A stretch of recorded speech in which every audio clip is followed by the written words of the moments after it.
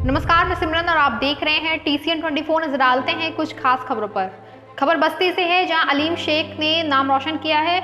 मीरा भैंदर की छोटी सी बस्ती शास्त्री नगर का एक नौजवान लड़के ने इस्लाम धर्म का नाम रोशन किया है। आपको बता दें, इतनी छोटी उम्र में अलीम ने क्रिकेट की दुनिया में अपना और अपने परिवार का नाम गर्व से ऊंचा किया है।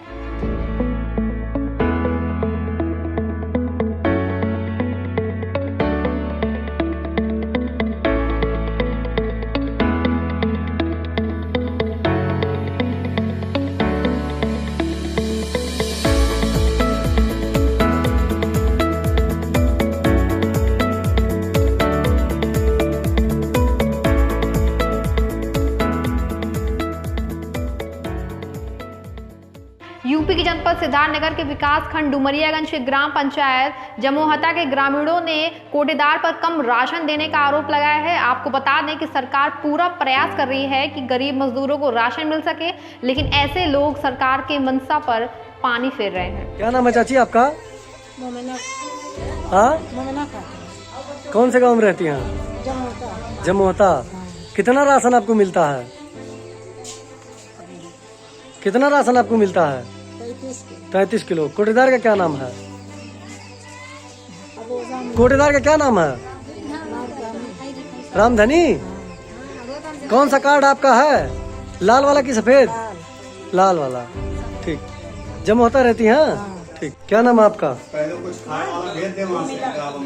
कहाँ रहती हैं? कौन सा गांव है? जमोहता। कितना राशन मिलता है आपको? 8 किलो। कितना यूनिट है? कितना यूनिट है? हाँ,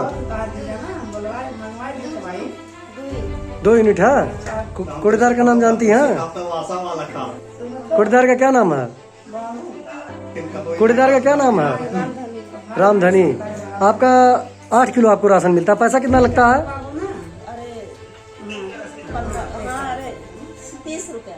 30 रुपया लेते हैं आपसे। ठीक। क्या नाम है चाचा आपका? कहाँ के रहने वाले हैं? जमोहता के। कोटेदार का क्या नाम है? रामधनी। कितना यूनिट है आपका? 6 यूनिट। कितना राशन मिलता है? 25 किलो मिला है। 25 किलो मिला है। 6 यूनिट है। 30 किलो मिलना चाहिए। कितना मिलना चाहिए? 30 किलो। 30 किलो। ठीक। क्या नाम है आपका? गांव का क्या नाम है? जमौता। ये राशन आपको कितना देते हैं? 33 के। आपका पात्र लाल कार्ड है। हाँ, आपको 33 किलो मिलता है। 33 किलो। कोटेदार का क्या नाम है? रामधनी। चलिए ठीक। क्या नाम है चाचा आपका? शिवनाथ। ग्राम सभा कौन सा है? जमौता। जमोहता के रहने वाले हैं। ये आपको राशन कितना मिलता है? 27 किलो वो लेके जाए थे। देखो, कौन सा कार्ड है? व्हाइट सफेद कार्ड है। अच्छा। कोटेदार का क्या नाम है? रिखई। रिखाई। अरे रामधनी। रामधनी कोटेदार का नाम है। तो आपको 27 किलो राशन मिलता है। हाँ। ठीक। कितना यूनिट है आपका? 6 यूनिट है। 27 किलो आपको राशन देते हैं। ठीक। यूपी के जनपद सिद्धार्थनगर में मादक पदार्थों की तस्करी सहित हत्या, गौ तस्करी, चोरी एवं बाइक लिफ्टिंग सहित विभिन्न अपराधों में 40 से अधिक मामलों में वंचित 25,000 का इनामी अपराधी राजू इस्माइल को एसओजी प्रभारी जीवन त्रिपाठी एवं मोहाना थाना अध्यक्ष जयप्रकाश दुबे की अगुवाई में एसओजी और पुलिस संयुक्त टीम ने रूटीन चेकिंग के दौरान मुखबिर की सूचना के आधार पर घेराबंदी कर दबोच लिया है। सिद्धार्थनगर में महिलाओं को जागरूक करने और सपा की नीतियों को जन जन तक पहुंचाने के लिए सपा की महिला सभा की प्रदेश अध्यक्ष लीलावती कुशवाहा इन दिनों प्रदेश भ्रमण पर है। इसी कार्यक्रम के तहत लीलावती कुशवाहा सिद्धार्थनगर जिले पर पहुंची, जहां पर महिला सभा की प्रदेश अध्यक्ष का सपा की महिला व पुरुष कार्यकर्ताओं ने उनका जोरदार स्वागत किया। समाजवादी पार्टी के राष्ट्रीय अध्यक्ष माननीय अखिलेश यादव जी की नीतियों को जन जन तक पहुंचाने के लिए समाजवादी महिला कार्यकर्ता जागरूकता सम्मेलन किया जा रहा है, जिसमें महिलाओं से मैं संवाद सीधे कर रही हूं और पूछ रही हूं कि जो राशन कार्ड माननीय अखिलेश यादव जी ने घर की मुखिया आपको बनाया था, क्या उस राशन कार्ड पे ये सरकार जो गरीबों को चीनी मिल रही थी, तेल मिल रहा था, तो महिलाओं की आवाज़ आ रही है कि नहीं? आखिर में मैं जानना चाहती हूँ कि सरकार ने क्यों जो गरीबों को चीनी और तेल मिल रहा था बंद कर दे रही है। पूरे प्रदेश में महंगाई से महिलाएं त्रस्त हैं और इतना त्रस्त हैं कि जिसके पास खेत नहीं है, जिसके पास नौकरी नहीं है, जिसके पास कोई रोजगार नहीं है, उन महिलाओं से पूछिए जरा कि वो 1000 का सिलेंडर कैसे भरा रही हैं। महंगाई उस कदर हो गई कि अगर जिसके घर सब्जी बन रही है उसके घर दाल नहीं, और दाल बन रही है तो सब्जी नहीं। महिलाएं महंगाई से त्रस्त हैं। निश्चित तौर से इस महंगाई से महिलाएं इतनी परेशान हैं कि उनके घर का संतुलन बिगड़ा हुआ है। और आज अगर पूरे प्रदेश में जितना अपराध इस सरकार में हुआ है, कभी हिंदुस्तान की आज़ादी के दिनों में इतनी अपराध महिलाओं के साथ नहीं हुआ। मिर्जापुर में आयोजित जन चेतना रैली में पहुंचे बिहार सरकार के मंत्री एवं विकासशील इंसान पार्टी के अध्यक्ष मुकेश साहनी ने कहा कि इस बार यूपी में 165 सीटों पर प्रत्याशी घोषित किया जाएगा। ये चुनाव जीतने के लिए नहीं बल्कि निषाद मल्ला बिरादरी की वोट को हथियाने वालों को हराने के लिए लड़ा जाएगा। और ये भी कहा कि मल्ला का बेटा नाव से ही नहीं उड़न खटोली से भी चलने लगेगा। यहाँ पे कोई समझौता हो सकता है, वरना कोई समझौता नहीं। मजबूती से हम लड़ेंगे, भले हम चुनाव हारेंगे, कितना जीतेंगे मुझे नहीं पता, लेकिन मुझे इतना पता है कि जब हम लड़ेंगे तो जो लोग निषाद का वोट को अपना जागीर समझ रहा है, ऐसे लोगों को कम से कम 100 सीट बिहार उत्तर प्रदेश में हारना पड़ेगा। और मैं इस बार चुनाव जीतने के लिए नहीं, हराने के लिए भी मैदान में उतरा हूँ, और ताकि लोगों को लग जाए कि बिहार से उत्तर प्रदेश में निषाद समाज जागरूक हो गया, अपने हक अधिकार के लिए लड़ाई लड़ेगा। आपने कहा संजय निषाद ने धोखा दिया है आपको गोरखपुर? नहीं, देखिए, नहीं लड़ने के बाद आप बिहार चले जाएंगे। देखिए, संजय निषाद जी हमारे समाज के बेटा हैं, हमारे उससे कोई आपत्ति नहीं है। उनकी पॉलिसी अच्छा नहीं है। संजय निषाद जी का मैं विरोध नहीं करता हूँ, उनके नीति का विरोध करता हूँ। वो पार्टी नहीं चला रहे, वो दुकान चला रहे हैं। समय आने पर अपने दुकान के जरिए लोगों को ब्लैकमेल करते, बड़े बड़े पार्टी को एगो टिकट पे ले लेते, एक MLC बन जाते, एक सांसद बन जाते और समाज को बीच रास्ते में मझधार में छोड़ देते। तो हमारे उनसे विरोध नहीं, उनकी नीति से हमारा विरोध है कि वो समाज के हक अधिकार की बात करता तो समाज के लिए लड़िए। आज जरूरी पड़ा कि 2022 में बड़े बड़े पॉलिटिकल पार्टी को झुकाता, अपने घुटने के नीचे ला सकता था, उस जगह खुद झुक गए एक MLC पे। तो कहीं ना कहीं समाज के साथ धोखा हो रहा है, और इसके लिए हमें लगता है कि हमें अभी मैदान में उतर के काम करना है। और रहा कि आपने कहा कि हम चुनाव लड़ने के बाद बिहार चले जाएंगे, निश्चित तौर पर हम बिहार के हैं और बिहार में ही राजनीति करेंगे। यहाँ पे तो हम अपने समाज को मदद करने के लिए आए हैं, उनके हक अधिकार दिलाने के लिए, और हमारा आना जाना लगा ही रहेगा। अभी 1.5 घंटा पहले हम बिहार में थे और अभी यहाँ पे है, फिर 1.5 घंटे के बाद बिहार चले जाएंगे।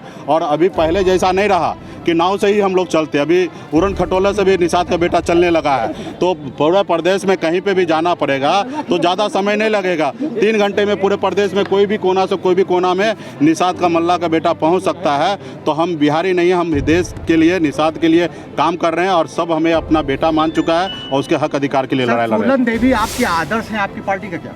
निश्चित तौर पे हम लोग जब से बचपन में जब से होश संभाला है तो फूलन देवी जी के बारे में हमेशा सुनते आया। उन्होंने हमेशा संघर्ष किया, न्याय के नहीं मिला तो उनके लिए लड़ाई लड़ा। और ऐसे हमारे माँ फूलन देवी जिसको दुनिया माना, और कि एक उदाहरण है कि महिला शक्तिकरण का, कि उनके अगर ये दुनिया को बताया कि अगर महिला के साथ अत्याचार करोगे तो महिला चुप नहीं बैठने वाला। ऐसे माता बहन को जिसको मिर्ज़ापुर के धरती पर 2-2 बार सांसद आप लोगों ने बनाया, ऐसे फूलन देवी जी को प्रतिमा उत्तर प्रदेश में नहीं लगने देना, माल्यार्पण नहीं होने देना, कहीं ना कहीं दर्शाता है कि सरकार जो है सबका साथ, सबका विश्वास के साथ काम नहीं कर रहा है। मोदी जी की बात को नहीं मानते हैं। प्रदेश में सरकार जो है अपनी मर्जी से काम करते हैं, जाति विशेष को टारगेट करते हैं, जाति विशेष को परेशान करते हैं। तो ऐसे सरकार से हमारा कोई लेना देना नहीं है। ऐसे सरकार से लड़ेंगे, अपने अधिकार के लिए, अपने स्वाभिमान के लिए हम लोग लड़ाई लड़ते रहेंगे। यूपी जनपद मिर्जापुर में आयोजित कार्यक्रम में पहुंचे निषाद पार्टी के राष्ट्रीय अध्यक्ष डॉक्टर संजय कुमार निषाद में फूलन देवी की विरासत, उनकी मां को सपने देने की आवाज़ उठाई। उन्होंने कहा कि पिछली सरकार ने नेता को बनाया, रणनीति बनाना भूल गए। सांसद की मां को सांसद की मां का दर्जा नहीं मिला, ये उनकी पार्टी को ध्यान देना चाहिए था। प्रियंका गांधी क्या मानती है? प्रियंका गांधी को मैं धन्यवाद दूंगा, कम से कम अपनी पार्टी को जिंदा रखने के लिए मेहनत कर रही है। लेकिन अपनी जिस नाव पर कांग्रेस सवार है उस नाव पे डूब रही है। उनको उतर के कूद के सब भाग रहे हैं। जो उनके नाविक थे अब तक वही कूद के भाग रहे हैं। उसके भागने का कारण था कि इनकी कुछ जो चंगू मंगू 70 साल के हैं कांग्रेस के, उन लोगों ने कांग्रेस की लुटिया डुबो दी। हमारे 18% आबादी मछुआरों की थी। तालघाट नदी तो उन्होंने छिनवा दिया ना, कब्जा करा दिया हमारे बालू पर, मोरंग पर सब। ये बेकार हो गया। 18% लोग भुखमरी के कगार पर हुए। इनके आरक्षण की फाइल मिल के हाथी से मुकुल वासनी और शैलजा ने गायब करा दिया, जो आरक्षण की फाइल थी, जो राष्ट्रपति ने लिख रखा।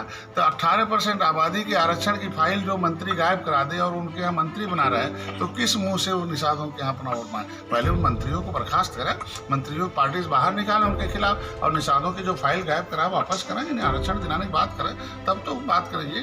सभी लोग निषादों के ऊपर डकैती डालने के लिए सब चेतना रथ, कोई सपा भी चेतना रथ, बसपा भी चेतना रथ, भाजपा भी, सारे लोग चेतना रथ नहीं। मतलब इसके मतलब निषाद बेहोश थे, उन्हें होश मिलाने का। और डॉक्टर संजय निषाद पार्टी ने इतना इन्हें होश मिला दिया है कि जोश में आ गया। जोश की देन थी 2019 में सपा बसपा हाथी लाठी 786 एक हो गई, और मुसलमान यादव जिसको वोट दिया 5 वोट इकट्ठा हुआ, लेकिन मैं मोदी के साथ खड़ा हुआ, विशेष विजय प्राप्त हुआ। तो ये वोट बैंक है प्रियंका जी को कम से कम। सर यहाँ पर लखीमपुर खीरी के तिकुनिया में 3 अक्टूबर को किसानों पर थार चढ़ाने के मामले में एसआईटी और क्राइम ब्रांच ने 3 आरोपियों को गिरफ्तार कर लिया है। पुलिस ने उनमें से पूछताछ की है और फिर कोर्ट में पेश कर दिया है, जहां से उनको जेल भेज दिया गया है। अब तक इस मामले में कुल 13 आरोपियों को गिरफ्तार कर जेल भेजा जा चुका है। गोरखपुर पुलिस महानिदेशक अखिल कुमार ने बताया कि प्रधानमंत्री नरेंद्र मोदी की 4 लेयर सुरक्षा व्यवस्था को बनाया गया है। उन्होंने कहा कि आने वाले व्यक्तियों को कम से कम परेशानियों का सामना करना पड़े, इसके लिए विभिन्न स्थानों पर पार्किंग की व्यवस्था कर दी गई है। प्रधानमंत्री जी आ रहे हैं, उनको लेकर के फोर्स वगैरह की कैसे क्या है, किस तरह का डिप्लॉयमेंट है? बॉर्डर का मल्टी लेयर सुरक्षा व्यवस्था है, 4 लेयरों में हमारी सुरक्षा व्यवस्था रहेगी। और हमारा ये प्रयास है कि मिनिमम पब्लिक इनकन्वीनियंस में प्रोग्राम कराया जाए। आप जानते हैं कि यहाँ आने जाने के जो रास्ते हैं वो छोटे हैं। पब्लिक जब इतनी ज़्यादा संख्या में बसेज और गाड़ियों से आएंगे तो उनको इनकन्वीनियंस हो सकता है। तो पार्किंग एक मेजर चैलेंज होगा, जिसके लिए हम लोग मेजर ध्यान दे रहे हैं और पब्लिक को यहाँ ना दिक्कत हो, इसलिए विशेष ध्यान दिया जा रहा है। इसमें हम हर प्रकार की सुरक्षा व्यवस्था में हमारे anti sabotage tech, bomb disposal squad, national security guards के कमांडोज भी आ रहे हैं, ATS के कमांडोज रहेंगे, काउंटर ड्रोन, स्नाइपर सारे लगाए जा रहे हैं। पूरी व्यवस्था जहाँ तक सुरक्षा का विषय है वो अचूक रहेगी, बट जो हमें साथ ही साथ मैं कहूँगा कि पब्लिक इनकन्वीनियंस कम से कम हो, इसी का हमारा प्रयास है। सर बॉर्डर पे है, जाहिर है खुली हुई सीमा है, तो उसको लेकर के और मैंने बताया ना, कमांडोज हमारे ATS के कमांडोज भी आ रहे हैं, नेशनल सिक्योरिटी गार्ड्स की टीम आ रही है, यहाँ पर SPG आई हुई है, और सेंट्रल पैरामिलिट्री फोर्सेज हमें मिल गए हैं, PAC मिल गई है। पर्याप्त संख्या में SP, एडिशनल SP, DSP सारे लगाए जा रहे हैं।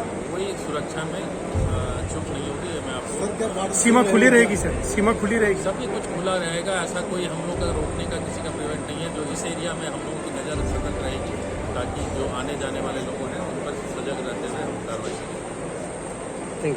ऐसी तमाम खबरों को देखने के लिए जुड़े रहे हमारे साथ और देखते रहें TCN 24।